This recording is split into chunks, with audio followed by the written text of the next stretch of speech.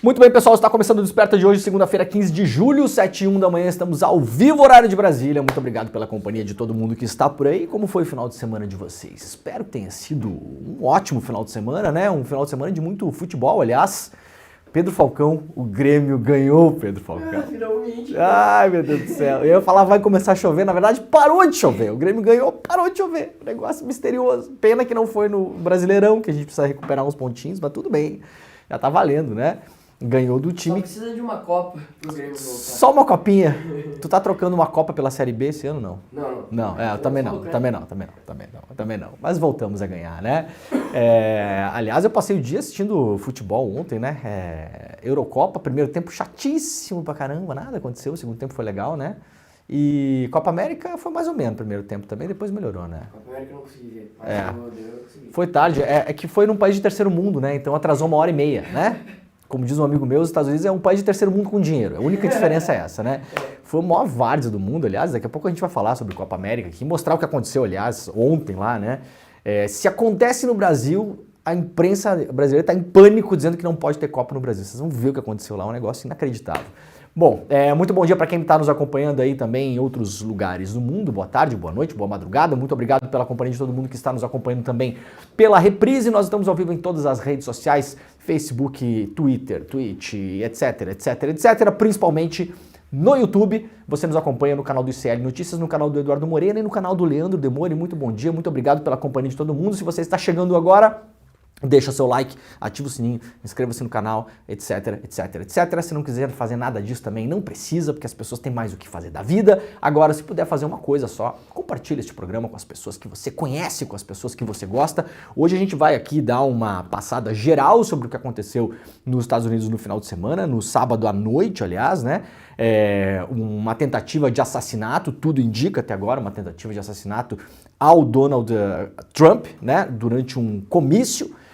O atirador foi morto, a dinâmica do crime já está mais ou menos solucionada ali, a dinâmica material do dia ali, né, do acontecimento, não os contextos e as motivações e tal, tudo isso está em apuração ainda, mas a maneira como se deu a cena do crime ali, ela já está mais ou menos organizada pelas autoridades dos Estados Unidos, fora aquilo que não sabemos, mas o que não sabemos é uma coisa que não sabemos, na verdade, né? Então não sabemos, podemos apenas especular, né? Então a gente vai trazer aqui o que sabemos, vou mostrar para vocês mais ou menos o que aconteceu lá no sábado à noite e a gente vai falar, claro, das repercussões, o que acontece nos Estados Unidos a partir de agora. Acontece aquilo que todo mundo mais ou menos imagina, né, gente? Porque é um negócio meio óbvio, né? Não vamos tentar fugir do óbvio quando a coisa é óbvia. Vai acontecer o quê, Pedro Falcão?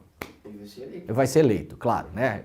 Talvez temos uma saída. A gente vai falar sobre ela daqui a pouquinho, mas é uma saída arriscada que eu acho que pode acontecer nessa semana, inclusive. Ainda veremos o que acontece. Mas a história mostra que, geralmente, esses episódios acabam colocando a pessoa, seja lá ela quem for, e isso aconteceu na história com vários personagens nos Estados Unidos e fora dos Estados Unidos também. Aconteceu na Itália, na Alemanha, na Itália dos anos 30, Mussolini teve um atentado contra si, Hitler teve um atentado contra si, vários líderes tiveram atentados contra si na história e no geral se deram bem, né? Tem a história do Berlusconi que aconteceu em 2010, se eu não me engano, estava numa baixa política também, tomou uma réplica do Domo de Milão na cara, lembra, Berlusconi? Lembra dessa história? Acabei não separando a foto aqui. Pega pra gente a foto, Berlusconi atacado em Milão. É um bom exemplo para mostrar, né? Berlusconi vinha numa baixa também, aquilo ajudou Berlusconi a aprovar, inclusive, uma lei que o favorecia largamente no Senado italiano. Então, não adianta a gente remar contra a lógica aqui, né? A gente vai mostrar mais ou menos o que acontece nesses casos e mostrar qual é a saída possível para o Partido Democrata nos Estados Unidos. Tá bom? Vamos lá então, gente, rapidamente, só aqui para festejar, né? A Argentina bateu a Colômbia. Na prorrogação, levantou o 16º título da Copa América. A maioria das pessoas que eu conheço estavam torcendo para a Colômbia. Eu não, porque eu estava torcendo para o Messi ganhar esse negócio aí. A Colômbia depois pode ganhar outra hora. Daqui 2 anos tem de novo, sei lá o problema da Colômbia, tá? Não me interessa. O Messi é um cara muito espetacular na história do futebol. Se machucou, né? Saiu com um tornozelo desse tamanho, aliás. chorou no banco de reserva e tal, não sei o quê, e o gol saiu no segundo tempo da prorrogação e a Argentina finalmente passou o Uruguai, agora é a maior vencedora da história da Copa América, né? O ponto negativo é isso aqui, né? Isso aqui aconteceu lá nos Estados Unidos antes do jogo. Um descontrole absoluto na entrada do estádio. As pessoas invadiram o estádio em vários dos portões. A gente está vendo aqui, né? Pessoas com ingresso, pessoas sem ingresso, uma galera entrou, polícia indo atrás, gente desmaiando, pessoa passando mal, olha aqui, ó, as pessoas passando mal, um calor enorme nos Estados Unidos também, né? A gente está pegando aqui do Mauro César Pereira, do Twitter dele, né? Ele tweetou, olha essa imagem aqui, as pessoas tentando entrar pelo duto do ar-condicionado, essas pessoas que viram muito filme, né, lá de Hollywood, né, que tem as invasões pelos dutos do ar-condicionado. É o que elas estão fazendo exatamente aqui, ó, tentando entrar, parece um subsolo aqui olha só, olha isso aqui, olha esse negócio aqui. Exatamente para onde a pessoa está indo, acho que nem ela sabe, né? Isso aqui não é brincadeira não, tá, gente? Isso aconteceu ontem, né? Imaginem se fosse no Brasil, né? Imagine, a gente ia passar, assim, ó, 5 anos falando da incompetência do Brasil, porque o Brasil não pode receber. Olha aqui, ó. Isso aqui, lá nos Estados Unidos ontem, o jogo atrasou 1h30. Vocês imaginem, transmissão, né, global. A treta que não deu com as emissoras e tal, não sei o quê, atrasou 1h30. Essa aqui foi a organização que foi feita na final dos Estados Unidos, e não só, vários técnicos também tinham reclamado em relação à organização, né, da Copa América no geral nos Estados Unidos, lembrando que daqui a 2 anos vai ter Copa do Mundo lá, né? Essa nota triste, né? Muito bem, mas parabéns para a Argentina, eu tava torcendo para a Argentina. Vamos lá, vamos seguir rapidamente na Argentina aqui. Crise econômica aumenta o número de pessoas morando em metrô em Buenos Aires. O número de pessoas dormindo nas ruas, metrôs e dentro de caixas eletrônicos de Buenos Aires aumentou 14% entre abril de 2023 e abril de 2024 e cresceu 56% em 3 anos, de acordo com os dados oficiais da Prefeitura da capital argentina. São mais de 4.000 pessoas vivendo nas ruas da maior cidade do país, muitas delas nas estações do metrô. De acordo com o levantamento, em 2021 eram um pouco mais de 2.500 pessoas. Já em 2024 são 4.000 pessoas nessa situação. Esses dados, no entanto, são questionados por organizações sociais que afirmam que a quantidade de pessoas em situação de rua na capital portenha é muito maior e passa de 8.000. Eu acho difícil ser 4.000, porque Buenos Aires é uma cidade enorme, né? 4.000 pessoas, se você for olhar para o tamanho da cidade, não parece muita coisa, não. Apesar do fato de que quem foi a Buenos Aires nos últimos tempos, eu estive lá no ano passado, eu acho, ano passado, né, Pedro Falcão? Não lembro mais. Ano passado... E ainda é muito menor o número de pessoas morando na rua em Buenos Aires do que nas grandes cidades brasileiras. É espantoso como um país em crise como a Argentina há muitos anos ainda não chega no nível que a gente tem de degradação nas nossas cidades no Brasil. Impressionante, né? Muito bem, vamos lá então, gente, para a capa dos principais jornais dos Estados Unidos. Claro, né? O atentado contra o Donald Trump, que aconteceu no sábado à noite. Eu recebi as notícias, né? Estava em um show de rock, porque aliás foi o Dia Mundial do Rock no sábado à noite, né?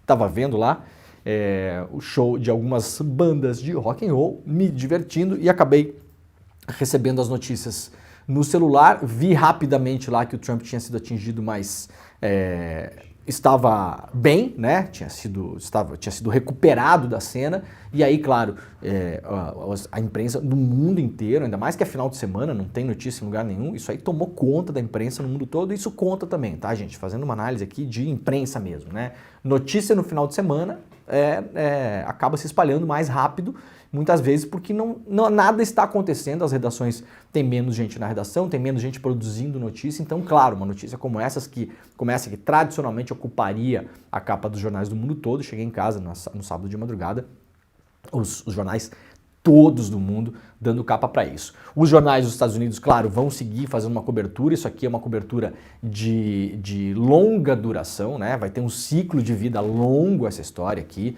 A gente vai passar no mínimo a semana toda agora vendo as capas dos principais jornais dos Estados Unidos manchetando isso aqui direto, né? Vai demorar aí muitos dias para essa história cair da manchete principal e para uma manchete secundária, apesar do fato de que eu acho que a dinâmica do crime mais ou menos se resolveu. A gente vai explicar aqui, né, por que isso pode estar acontecendo. Bom, a notícia mais recente em relação a isso é o pronunciamento do Joe Biden, presidente americano, ontem, em rede de televisão nos Estados Unidos, fez um discurso de pouco mais de 6 minutos, condenou a violência, fez uma espécie de chamamento para o meio político dos Estados Unidos baixar a fervura, tentar retomar uma certa normalidade, né? Falou inclusive o Biden ontem que as diferenças entre o Trump e ele devem ser resolvidas nas urnas. Claro, tem uma retórica política ali que foi importante, um pronunciamento sereno e firme do Biden, né? Sem colocar nenhuma ponta, nenhuma indireta, nada disso, né? Falando realmente que é preciso tentar trazer a política para um lugar fora dessa espiral de violência que os Estados Unidos têm entrado, mas a política dos Estados Unidos ela é naturalmente violenta desde sempre, né? Se vocês forem olhar os atentados que que aconteceram nos Estados Unidos contra presidentes eleitos e candidatos aí nas últimas décadas, no último século, na verdade, se eu não me engano, foram mais de 10 atentados, 3 ou 4 deles foram assassinados entre presidentes e candidatos, né? Então, não é incomum nos Estados Unidos a política, no mais das vezes, é resolvida na bala, muito mais do que no Brasil, muito mais, né? Nesses cargos majoritários. Nós já tivemos aqui no Brasil, tivemos o atentado contra o Bolsonaro, vamos lembrar que teve tiros contra a caravana do Lula também, antes do Lula ser preso na eleição de 2018, podia ter matado gente, atiraram no interior do Paraná contra o ônibus do Lula, as pessoas estavam dentro lá, por sorte não acertou ninguém, né? Na época essa cobertura foi um pouco mais fraca, né? Porque a imprensa também estava altamente no seu fogo antipetista, então minimizou, não parecia, esperou a polícia apurar e passou por baixo do radar essa cobertura. Na época eu lembro muito bem, porque eu estava fazendo a cobertura nessa época. Opa. Pedro está querendo ouvir música em vez do programa, mas tudo certo. Muito bem. Então, não é incomum acontecer isso no Brasil, agora nos Estados Unidos é muito mais comum. O que vai acontecer a partir de agora? Bom, o atirador está sendo investigado por terrorismo doméstico, que é o que aconteceu. O atirador tem um perfil bem, como se diz assim, discreto, né? Era um jovem de 20 anos, então também não é uma pessoa que tem muita história, né? Isso dificulta um pouco, a gente vai falar agora de narrativa política, porque é disso que se trata, gente. A campanha do Trump vai explorar de modo político isso, a campanha do Biden vai explorar de modo político isso, não adianta a gente gostar ou deixar de gostar e achar que o mundo vai dar um pause, né? E vai ser todo mundo agora muito bacana e muito legal e tratar. Não é assim que funciona, gente. Gente, 40 segundos depois de tomar um tiro na orelha, o Trump levantou e fez um gesto político. É assim que funciona a coisa, né? Se é para falar em politizar o assunto, o primeiro ato de politização foi o Trump levantar o pulso e falar fight, fight, fight. O primeiro ato de politização do episódio foi feito ali, no palco. Então é isso que vai acontecer a partir de agora. O menino esse aparentemente não tem uma história que vá render muita coisa. 20 anos, né? Como diz um amigo meu, uma cria do algoritmo, né? 20 anos, uma cria do algoritmo, diferentemente de pessoas que se fosse uma pessoa um pouco mais velha, com uma outra história e tal, não, é um menino que até 3, 4 anos atrás era um adolescente, então não haverá uma grande história por trás, no sentido de conexões político-partidárias, alguém que participa da vida política do país, que teve encontros com fulano, beltrano, ciclano, porque é uma pessoa muito jovem, né? Dificilmente a gente vai ter uma grande história por trás, a não ser aquelas histórias que são muito banais nos Estados Unidos, eventualmente do moleque solitário que sofria o bullying e não sei o que. Já tem saído algumas histórias em relação a isso, nada está muito consolidado, então eu vou evitar traçar muito um perfil muito lógico aqui. Não parecia alguém que particularmente estava envolvida na grande política do país, de novo, até pela idade, tá? Até pela idade. Parece o que se chama nos Estados Unidos de lobo solitário. Tomou a sua decisão, teve acesso à arma porque a arma era do pai e tomou a decisão de tentar matar Donald Trump. Parece que é isso, né? Não parece ter sido mandado por ninguém. Por outro lado, também não parece um complô do Trump, nem nada disso. Neste programa não acreditamos nessas coisas, tá, gente? Vocês aí se virem com as teorias que quiserem, e não há mal nenhum em levantar teorias e tal, não sei o quê, mas aqui a gente tem responsabilidade, né? A gente vai atuar com o que a gente tem aqui de fontes primárias. Quais são as fontes primárias? A gente pode duvidar delas, mas as fontes primárias Departamento de Estado, FBI, a investigação que está sendo feita lá nos Estados Unidos. Essas são as fontes primárias. Podemos não gostar, duvidar delas. Agora, a gente não vai levantar aqui como primeiro plano uma história como foi levantada em relação à facada do Bolsonaro, né? Que muita gente levantou aí um negócio de fakeada. Eu acho que isso aí polui o debate, joga contra a imprensa, coloca a gente como um bando de maluco conspiracionista, tá bom? É a posição deste programa e será assim, até que apareça alguma evidência de que foi armado, de que foi um complô, de que não sei o quê, tá bom? Por aqui caminhamos desse jeito. Vocês nos comentários, claro, podem comentar aquilo que acharem justo e necessário, né?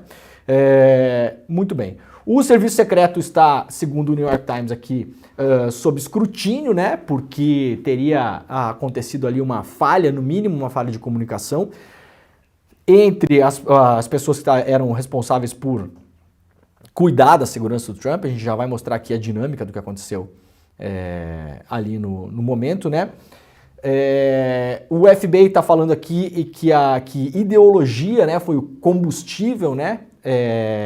Trump Rally Gunman Still Unknown, a ideologia que alimentou o atentado ali, né? Isso ainda não está muito claro, de novo, porque é um rapaz muito jovem que não tem muita história, né, gente? É pela questão da idade do rapaz também, né? Se a gente quiser comparar com o Adélio Bispo aqui no Brasil, né?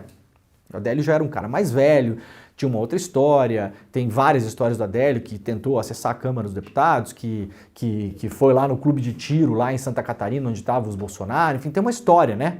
O Adélio tinha uma história, um cara mais velho, já tinha uma peregrinação por este planeta, né? Esse moleque de 20 anos, de novo, até 3, 4 anos atrás, era um adolescente, estava na escola, né? Então, tudo leva a crer que é mais um daqueles tristes episódios dos Estados Unidos, onde a facilitação absurda de acesso a armas, com uma certa glorificação da galera que perpetua esse tipo de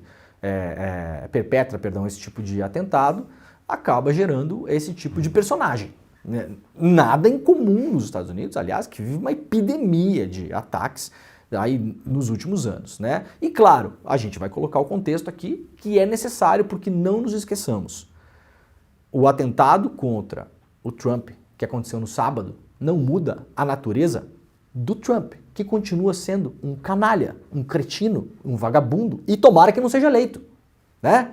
Não vamos também tirar o pé agora, como muitos democratas estão fazendo nos Estados Unidos, inclusive, né? Não, você tira o pé agora, fica uma semana sem falar, não sei o quê. Uma coisa é uma coisa, outra coisa é outra coisa. Aliás, quem defende com unhas e dentes que a população se arme nos Estados Unidos, e isso encontra eco aqui no Brasil também, para se defender, inclusive contra a tirania dos governantes, são os aliados de Donald Trump, né? A tal da segunda emenda nos Estados Unidos, e muito da briga que aconteceu nos Estados Unidos na época dos antifederalistas, que não queriam que os Estados Unidos tivesse exército, inclusive, para quem não sabe. Para quem não sabe, a segunda emenda, ela é ali uma espécie de antídoto que foi criado para que as pessoas pudessem, a sociedade civil, se armar, criar inclusive as suas milícias, que foram importantes nos Estados Unidos para a conquista do Oeste, não sei o quê, não sei o quê, não sei o quê. E boa parte ali das pessoas que eram antifederalistas, que queriam que os Estados Unidos não se juntassem em uma federação, não queriam que o Estado Nacional tivesse um exército, sabiam disso? Por quê? Porque as pessoas queriam elas formar suas milícias privadas e se defender. E o motivo principal lá no século XIX e isso viceja até hoje, isso é repetido pelo entorno do Trump há anos, gente. Não vamos esquecer, isso aqui tudo é contexto, tá? Tudo é contexto. Não tem nada a ver com achar que passar pano, não sei o que. Não, gente. O atentado é uma coisa, tá aqui ele. O resto é contexto político. A vida vai continuar agora. O Trump saiu vivo desse negócio. Vai fazer comício hoje, aliás. Vai fazer política. Então não fiquem com medo de fazer política. É o que vai acontecer agora. O grande motivo que eles defendem esse negócio de armamento da população é que a população tem que ter o direito de se defender contra possíveis governantes e tiranias. Então, aparentemente é o que a população está fazendo quando ela atira em um político, não é? Não é irônico que aconteça isso? Mas exatamente essa é a argumentação dessas pessoas. Não é a minha. Não é a minha. É a argumentação dessas pessoas. E é algo bem comum, né? Porque bastante comum. Desde 2009 ocorreram 274 tiroteios em massa nos Estados Unidos. Isso aí virou uma epidemia, exatamente. 274 tiroteios em massa desde 2009. Tiroteios em massa, cada um deles pode ter uma vítima, 2, 3, 15, 20. Não sei nem se tem o balanço de vítimas, né? Não, aqui tem... balanço de vítimas... Em 2019, 11 pessoas foram mortas em ataque na Virginia Beach. Em 7 de dezembro de 2018... Mas tem o total? 12 pessoas. Total das 274? Não, acho que não, cara. Mas alguns aqui mataram 58, uns 50, uns 11, uns 12. É isso aí. Não é nada novo, né? Como diz alguém que tuitou brilhantemente ontem, né? Nos Estados Unidos as pessoas se perguntam como o atirador teve acesso ao telhado do edifício, né? E fora dos Estados Unidos, muitas pessoas se perguntam como o atirador teve acesso à arma. Essa é a grande questão. Essa é a grande questão posta. Como uma R15 comprada no Walmart pelo pai. Como ele teve acesso à arma? Ora, como não teria acesso à arma? Qualquer pessoa consegue ter acesso à arma nos Estados Unidos. De modo extremamente facilitado. Não à toa há uma epidemia desses assassinatos nos Estados Unidos. Né? Muito bem, capa do The Guardian também vai por esse lado, né? Hoje o Trump prepara uma convenção nacional dos republicanos lá nos Estados Unidos. Ele não desfez a sua agenda, então, de novo, gente, vamos deixar bem claras as coisas aqui. O atentado é uma coisa, vá repudiado por quem o repudia. É lamentável que tenha acontecido, as coisas não deveriam ser resolvidas dessa forma, não é mesmo? Agora, a política continua, meus camaradas. O Trump vai fazer um ato político hoje. Então não tem que ter medo de, não, porque senão a gente vai ser confundido com tá passando pano. Não. Uma coisa, outra coisa. O Trump continua sendo um perigo, uma ameaça, um cretino, um canalha, um criminoso, um vagabundo. Não mudou nada. Mudou absolutamente nada. Não mudou a natureza dessa pessoa. Não mudou absolutamente nada na natureza dessa pessoa. E dá para falar com todas as letras sem problema nenhum. Ele é vítima de uma violência que alimenta. Ele e os republicanos mais acelerados que estão do lado dele nos Estados Unidos, eles alimentam esse tipo de violência. A gente vai mostrar aqui. Vamos mostrar, provar, por A mais B, de onde vem essa violência. É um ciclo de violência que é alimentado por pessoas como Donald Trump e seu entorno. Não é que tentaram atingir Mahatma Gandhi nos Estados Unidos.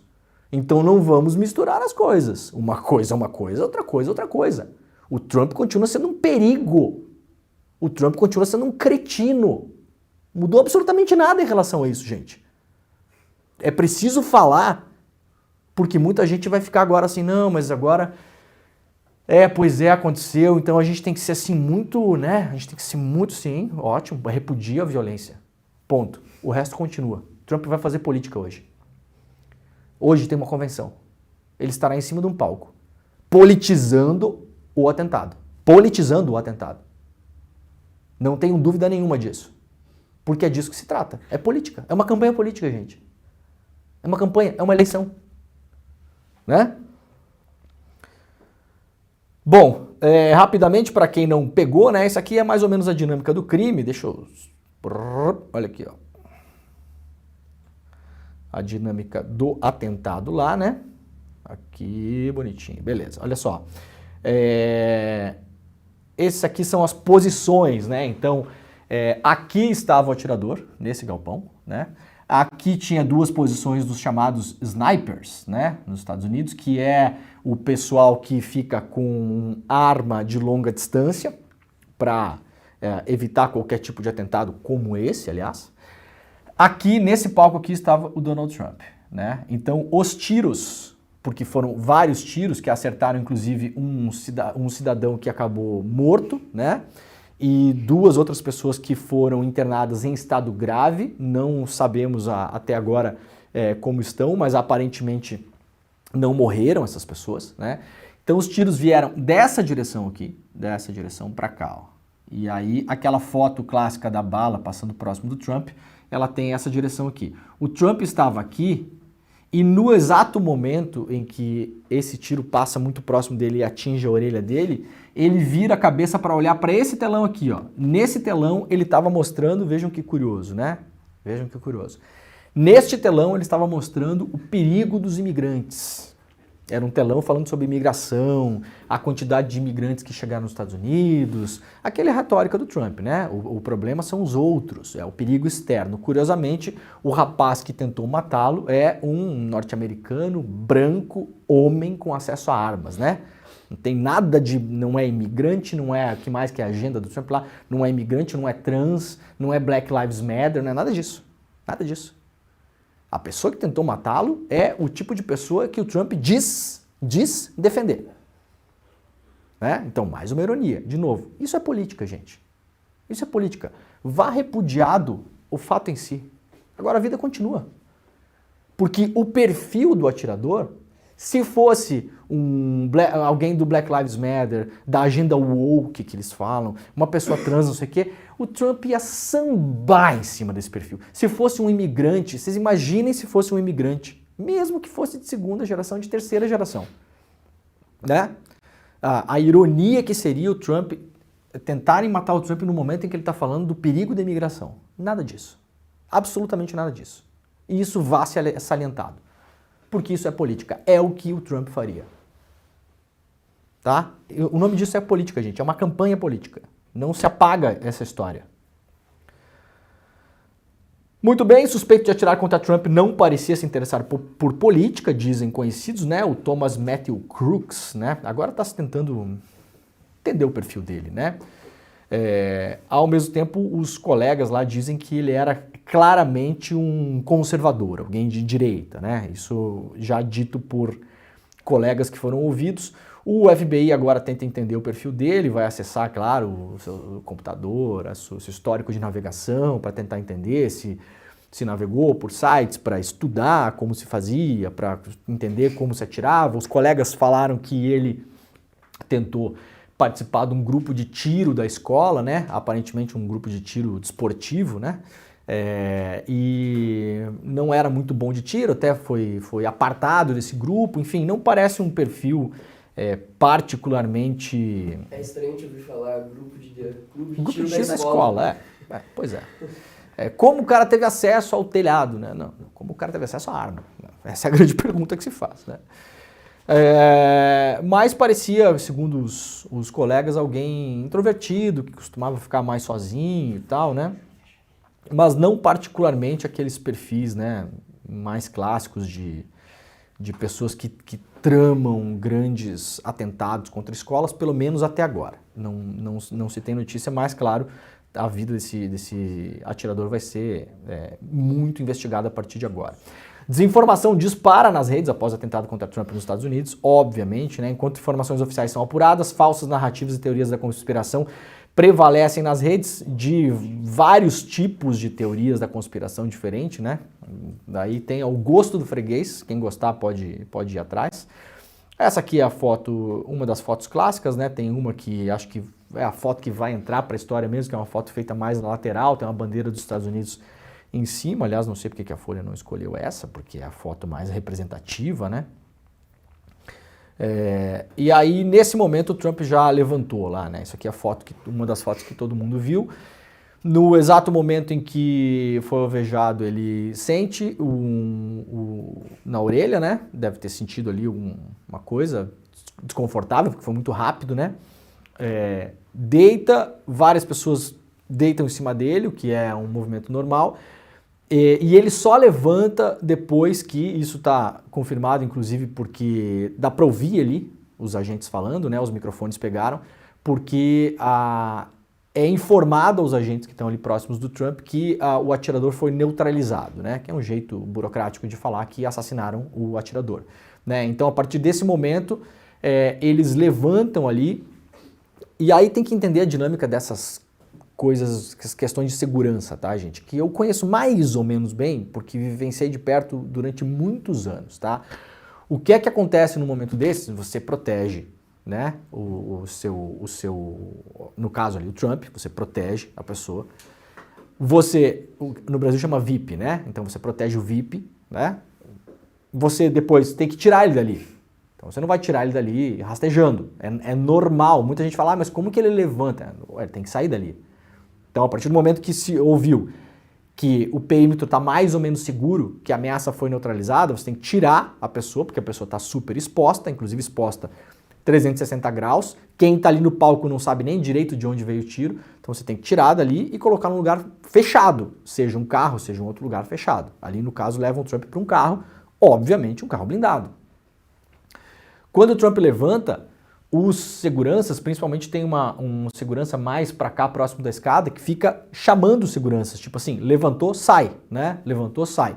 Quem decide fazer esse gesto de mostrar e levantar o punho e falar 3 vezes fight, fight, fight, né? Ou seja, luta, luta, luta, é o Trump. Isso é um ato político. Ai, não vamos politizar, né? Isso aqui é um ato político. 40 segundos depois que foi alvejado, o primeiro ato, quem primeiro politiza o ato é o próprio. Então não tem que ter medo de falar de política aqui, gente. Eu vi no final de semana muita gente tá com medo de fazer política. Tá com medo de fazer política, tá no lugar errado. Isso aqui é política. 100% política. Vá analisado como política. É o que a campanha do Trump vai fazer. Ele vai levar essa foto aqui até novembro. E o que se faz? Política. Bom, o Biden pediu para o país baixar a temperatura, né, nessa declaração que ele deu aqui, lá publicada no iclnoticias.com.br. Procurou neste domingo acalmar uma nação dividida após a tentativa de assassinato contra Donald Trump. O democrata acrescentou que os dois lados têm responsabilidade de acalmar a situação antes de uma eleição polarizada que será agora um período de teste para os Estados Unidos. Curto, porém contundente, o discurso ocorreu sem grandes problemas, exceto por Biden ter se referido 2 vezes à urna eleitoral ballot box como caixa de batalha, battle box. Talvez seja o jeito de falar também, né? Eu tô pegando um pouco de bode com essa pegação no pé do Biden errando coisas, porque se você colocar aí Trump confunde na internet, o Trump já confundiu inclusive a filha dele com outra pessoa, tá? O Trump já confundiu uma prostituta que o acusou, quando foi mostrada a foto dela no tribunal, com a própria mulher. Tá bom? Então, calma lá também com esse negócio de confunde, colocar Trump confunde aí, não vai faltar link para colocar na imprensa também. Virou pegação de pé. Também, né?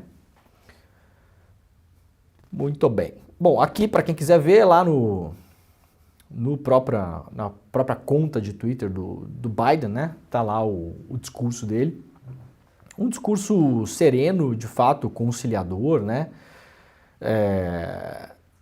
E aí, de novo, sobre política, eu fico imaginando se fosse o contrário. Vocês conseguem imaginar que tipo de discurso faria Donald Trump, presidente dos Estados Unidos, se o seu concorrente fosse alvejado como ele foi? Vocês conseguem imaginar? Se o Trump hoje fosse presidente, esse discurso aqui fosse do Trump, vocês conseguem imaginar que discurso seria? Eu consigo imaginar exatamente que discurso seria. Exatamente. Nós vimos, né? Nós vimos vários discursos dele. Vimos vários discursos aqui do Bolsonaro. Enquanto as pessoas morriam sem ar durante a pandemia, o Bolsonaro mandando letrinha pro Drauzio Varela em rede nacional. Alguém esqueceu disso? Ninguém lembra do negócio da gripezinha? o negócio da gripezinha ou o resfriadinho é o Bolsonaro mandando indiretinha pro Drauzio Varela em rede nacional durante uma emergência de saúde mundial. É esse tipo de cretino que a gente tem que continuar expondo. Essas pessoas não deixam de ser o que elas são, gente. Elas não mudaram a natureza delas depois de sofrer atentados. Nenhuma delas. Muito pelo contrário, muitas delas pioram, inclusive. Então, de novo, uma coisa é uma coisa, outra coisa é outra coisa. Há uma campanha pela frente, nada de baixar a guarda, nada de... Ai, não, então a gente vai falar um pouco menos assim. Não, do Trump a natureza dele continua sendo a natureza que é, ele continua sendo a ameaça que é para as democracias do mundo todo.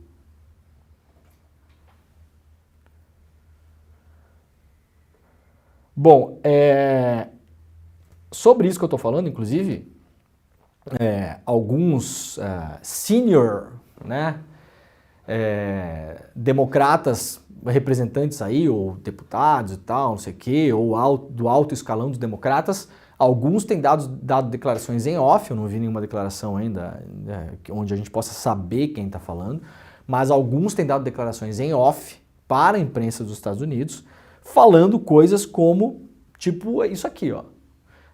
Já estamos resignados, né, que o Trump vai ganhar. Isso aconteceu desde o atentado.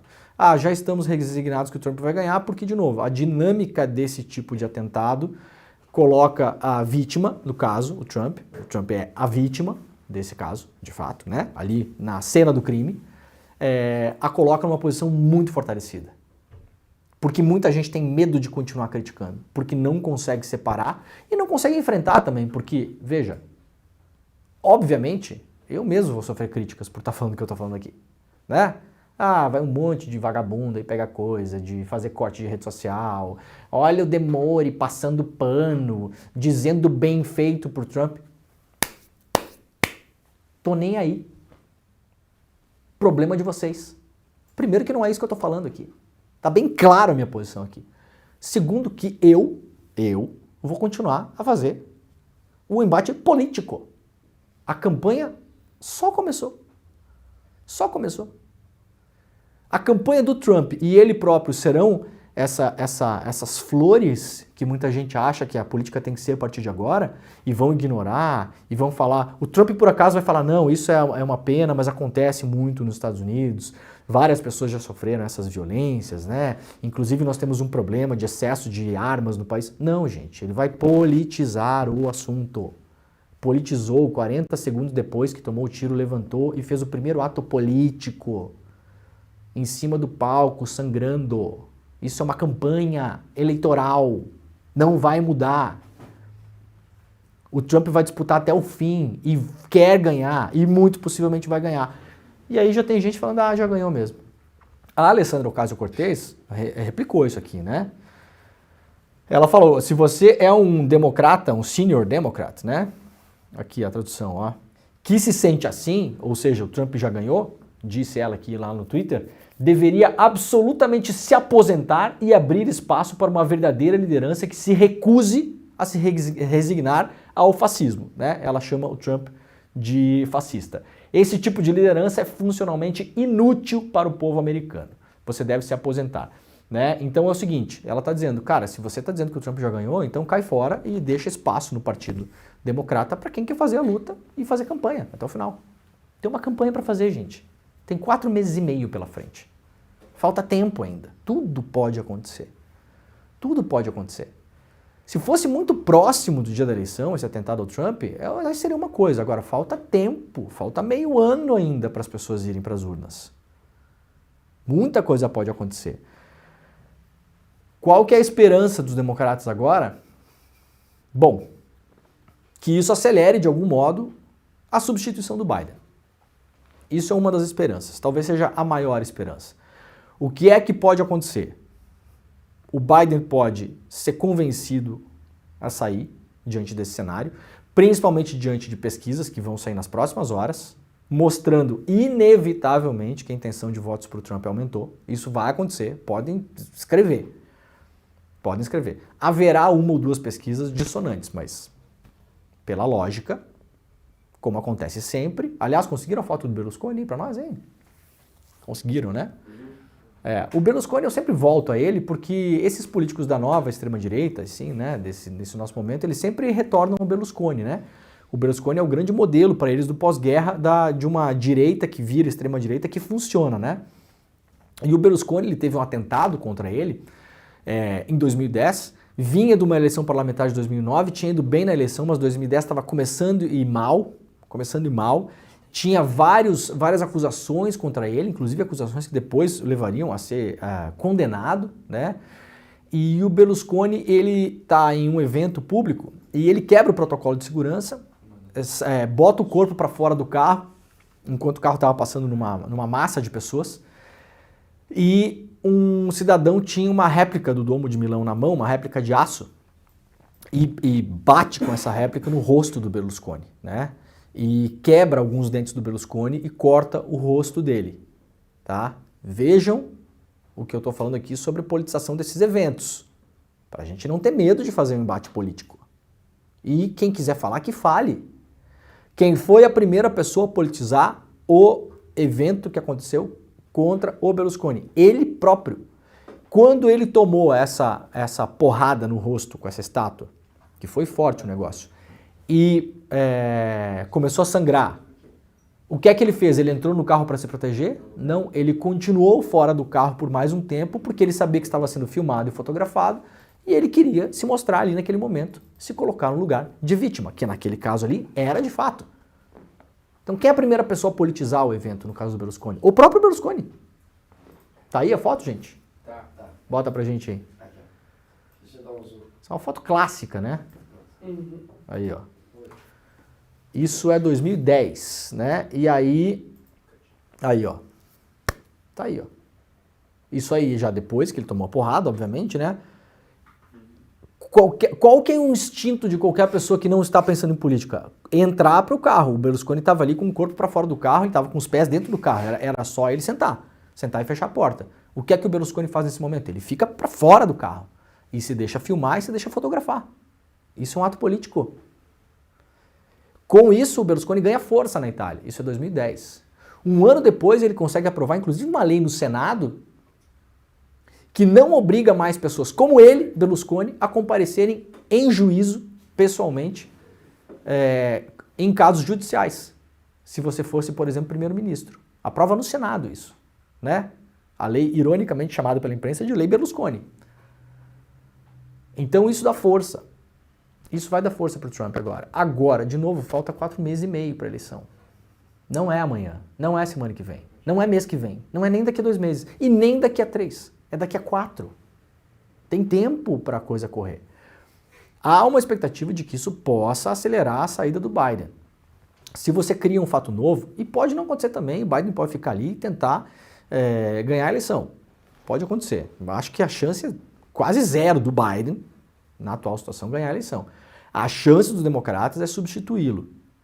Algumas pessoas estão falando, ninguém toparia essa aventura de substituir o Biden para perder a eleição de modo humilhante. Eu discordo, acho que muita gente quer concorrer à presidência dos Estados Unidos. Muita gente. Pergunta para a Alessandra Ocasio-Cortez se colocar ela se ela não quer.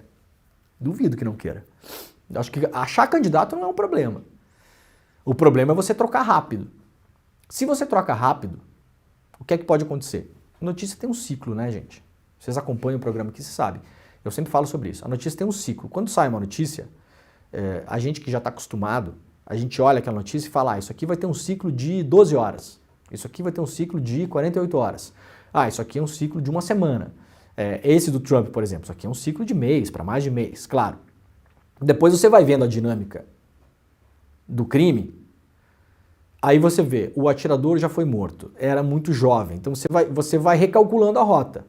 Não parece que vai ter muita história em torno do atirador. Não parece, não sabemos. De repente aparece o FBI e fala, não, o cara realmente foi recrutado, não sei o quê. Pode ser. Aparentemente não parece, então a gente tem que esperar. Então pode ser que o ciclo da notícia desse atentado contra o Trump, ele, enquanto o ciclo da dinâmica do crime, dure menos do que um ciclo que pode ser criado pelo Partido Democrata se mudar de candidato. Se o Partido Democrata muda de candidato, ele cria um fato novo extremamente extremamente relevante na campanha que vai competir a atenção pública e da imprensa com o atentado.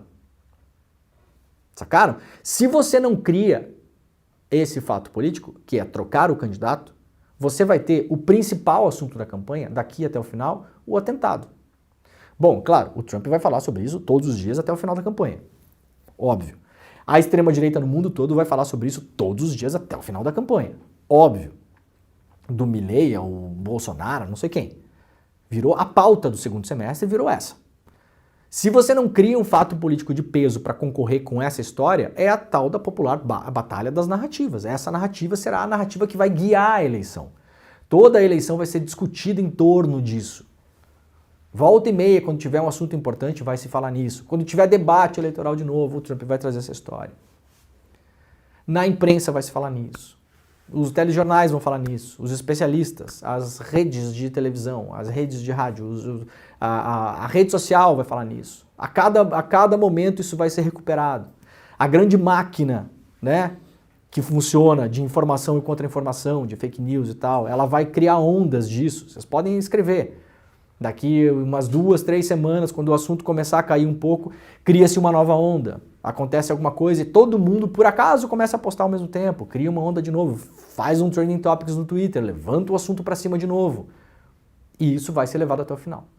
A chance do Partido Democrata agora é criar um fato novo que consiga competir com essa história, que é uma história muito forte de uma tentativa de assassinato. E isso não se discute. Né? Muito bem. Bom, para a gente colocar a coisa no contexto, que é sempre importante, de novo, dinâmica do crime vai analisada ela e a vida segue. Qual o contexto dessa violência política?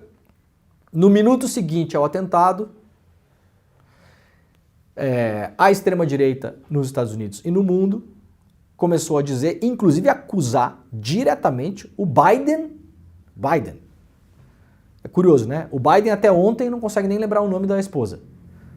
E de uma hora para outra ele é um mega cabeção, agente do mal, super organizado, inteligente, articulado, que consegue mandar matar o Trump. Né? Sai do incapaz pro super Biden. Em 1 minuto.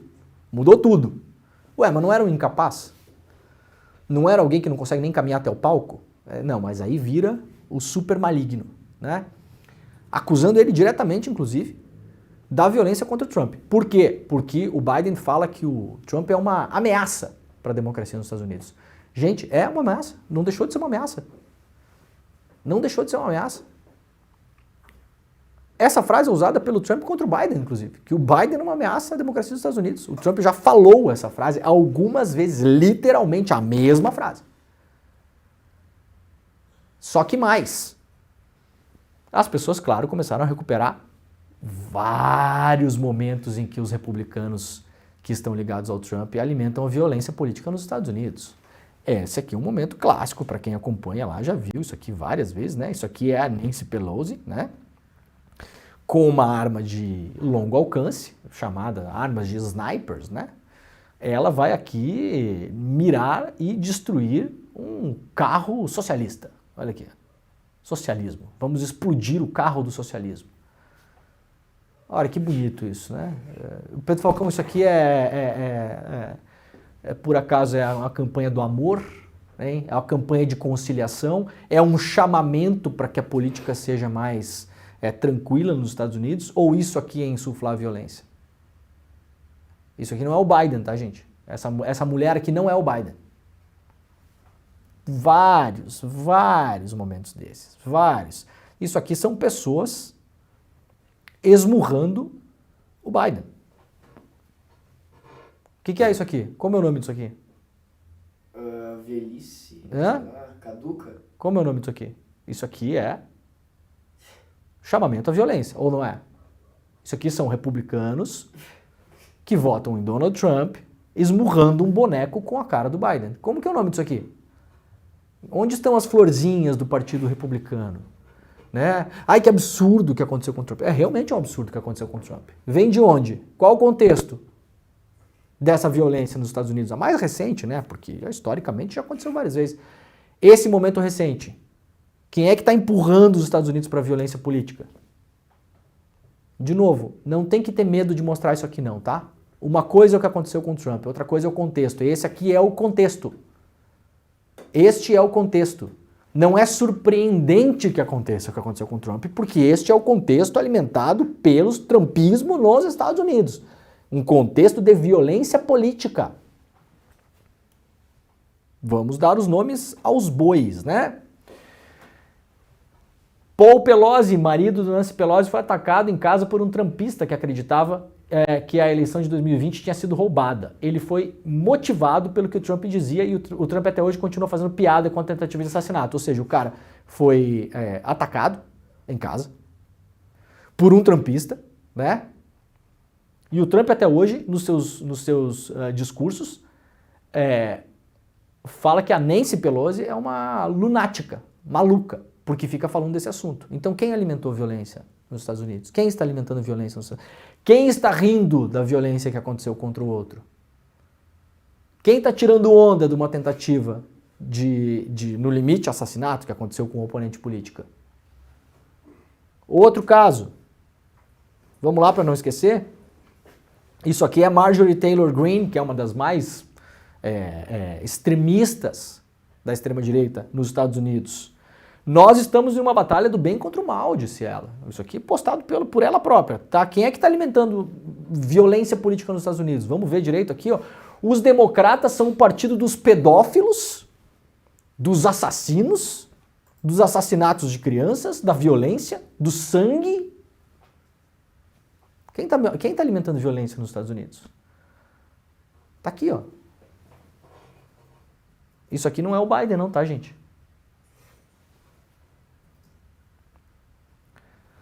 A jornalista brasileira Lúcia Guimarães, que mora nos Estados Unidos há muitos anos, trouxe vários contextos importantes. Em março,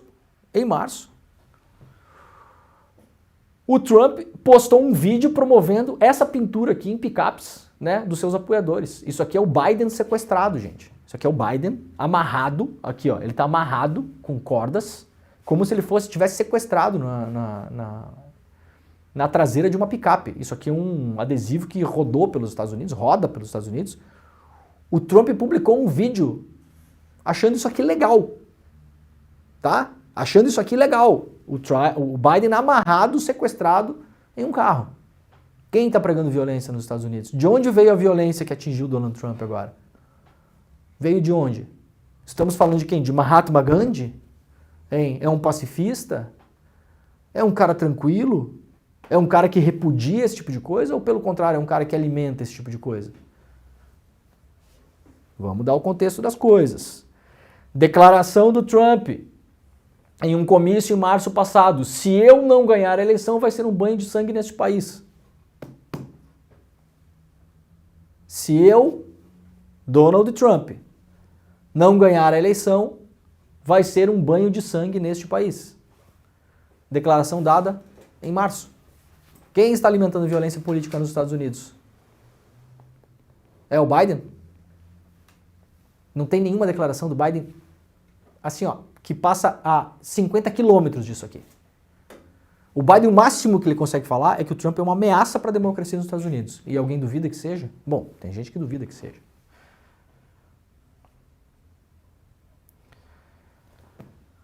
Outra perspectiva, trazida aqui pela Lúcia Guimarães, o rifle AR-15, usado nos disparos contra o ex-presidente, é o favorito dos autores de constantes massacres nos Estados Unidos e passou a ser usado com orgulho, como broche, por legisladores republicanos. Olha aqui, ó.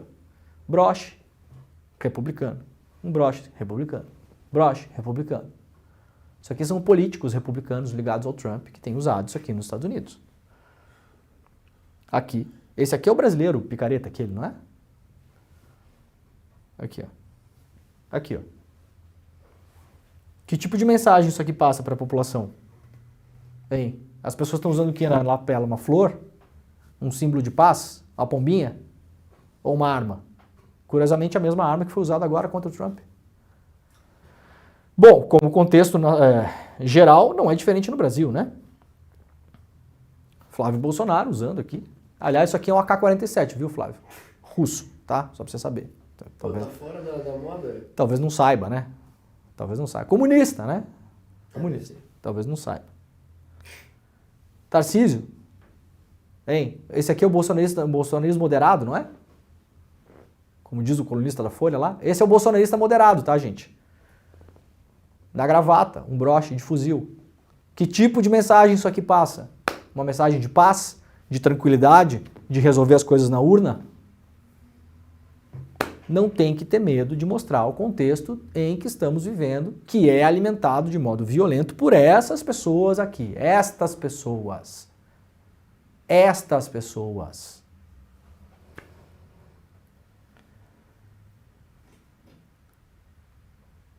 Muito bem. É isso, né? Acho que explicamos bem, ô Pedro Falcão. Será? Isso aqui, aliás, foi na CPI do MST, né? Rodolfo Nogueira, deputado do PL do Mato Grosso do Sul, chamando o MST de violento. Pedro Falcão. Olha o broche que tá lá. O que é isso aqui? É uma pombinha? Hein? É a mãozinha da paz? O que é? É uma florzinha? Não, é um fuzil. Então assim, gente, a política que vocês estão plantando é essa.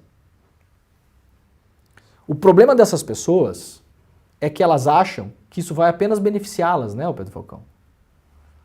Então só a galera deles vai ter arma, só a galera deles vai lutar pela liberdade e nada vai acontecer. Cuidado, né? Cuidado. Muito bem, o programa está acabando, gente. Ó, daqui a pouquinho eu estarei lá no ICL Notícias, primeira edição. O programa de hoje monotemático, não tinha como ser diferente, né? É o assunto do mundo neste dia. A gente vai falar sobre isso no ICL Notícias, primeira edição também. Vamos tentar entender, vamos organizar o pensamento, vamos colocar as coisas onde elas estão e continuar a vida, porque assim a vida é. Tem uma eleição em novembro nos Estados Unidos. Isso não vai parar. A história não vai parar, o tempo não para. Os republicanos trumpistas não vão parar de fazer campanha. E vão usar politicamente isso até o final. Vão espremer esse assunto. Até não poder mais. Não há que se ter medo de falar sobre isso. É política. Tá bom? Muito obrigado pela companhia de todo mundo. Amanhã estaremos de volta. Tchau. Se você se interessa pelo tema empreendedorismo, mas está assustado com esse monte de guru de internet que diz que você vai ficar rico da noite para o dia com um monte de fórmula mágica, você está certo de estar desconfiado. Empreendedorismo se aprende com ciência, método e com professores que são conceituados, que sabem do que estão falando. Professores das universidades, professores das faculdades conceituadas. E foi isso que a gente fez em fevereiro, lançando o nosso programa Empreendedor Mestre, um programa de formação em empreendedorismo e negócios. Milhares de pessoas entraram na primeira turma e não só aprenderam com todos esses professores e professoras, mas hoje fazem parte de uma comunidade de negócios que fazem negócios entre si e aprendem junto sobre esse tema tão interessante. A gente vai lançar agora a segunda turma desse programa de formação em empreendedorismo. E a aula inaugural vai ser dia 28 de julho, um domingo às 8 horas da noite. Se inscreve, não perde essa aula não, que você vai ficar encantado como ficaram os milhares de alunos e alunas que se inscreveram na primeira turma. Um abraço e até lá!